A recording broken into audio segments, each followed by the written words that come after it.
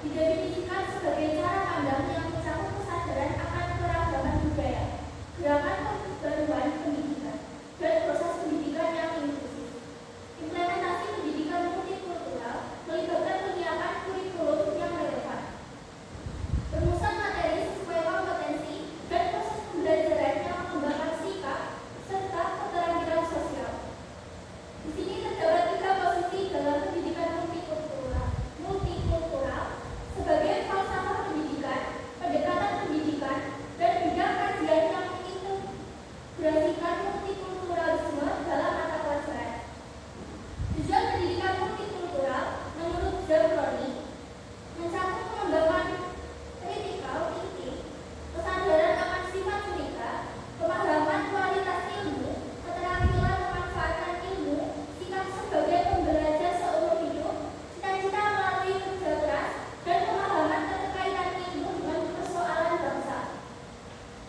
Prinsip pendidikan multikultural menurut Arifin meliputi gerakan politik untuk keadilan sosial, mengintegrasi pembelajaran dan pelembagaan, reformasi pendidikan melalui analisis kritis, jaminan kesempatan bagi semua siswa, dan penciptaan lingkungan pendidikan yang setara dan inklusif.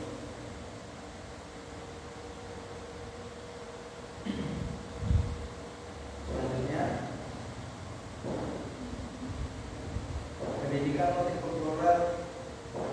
pendidikan multikultural berbasis lingkungan sosial budaya. Pendidikan multikultural berbasis lingkungan sosial budaya memerlukan perencanaan pembelajaran yang matang dari guru. Perencanaan ini mencakup tujuan pembelajaran, metode, dan penyampaian, serta berfungsi sebagai panduan dalam pengambilan keputusan. Pembelajaran ini bertujuan untuk mengajak peserta didik untuk menghargai perbedaan dan pengembangan sikap toleransi, sehingga mereka dapat hidup berdampingan secara damai. Prinsip utama dalam pendidikan multikultural ini meliputi yang pertama, guru harus memahami kesibukan di Indonesia dan menyusun materi pembelajaran yang relevan. Yang kedua, guru perlu memiliki persepsi yang baik tentang multikulturalisme dan pentingnya toleransi. Yang ketiga, guru harus mampu mengintegrasikan situasi sosial budaya yang beragam ke dalam pembelajaran.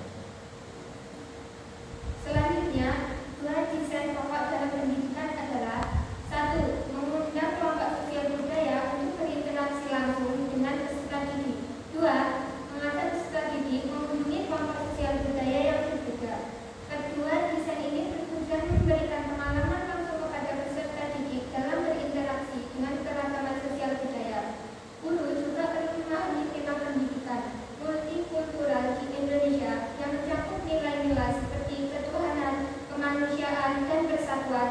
Peran guru sangat penting dalam menciptakan pembelajaran yang adil dan demokratis, serta dalam menggerakkan peserta didik melalui pendidikan multikultural. Perencanaan pembelajaran yang baik akan membantu guru memenuhi kebutuhan belajar siswa dan mengintegrasikan kondisi sosial budaya masyarakat sebagai alat untuk memotivasi peserta didik dalam proses belajar. Pembelajaran berbasis lingkungan sosial budaya diharapkan dapat menciptakan pengalaman belajar yang kooperatif dan relevan dalam kehidupan sehari-hari siswa. Selanjutnya yaitu kesimpulan. Pendidikan multikultural adalah pendekatan yang menekankan pentingnya keragaman budaya dalam pendidikan, dengan tujuan mengubah struktur lembaga pendidikan dan mengembangkan pemahaman terhadap perbedaan. Dalam konteks sekolah, pendidikan ini berfokus pada pemberian kesempatan yang sama kepada semua siswa tanpa memandang etnis, budaya, atau agama, serta melindungi hak-hak minoritas untuk memperkuat persatuan dan identitas nasional. Salah satu strategi dalam pendidikan multikultural adalah pendekatan berbasis lingkungan sosial budaya, terutama di sekolah-sekolah monokultural. Pendekatan ini memiliki 3 prinsip yang berkaitan dengan persepsi dan kompetensi guru dalam memahami kemasyarakatan. Implementasinya melibatkan 2 desain utama,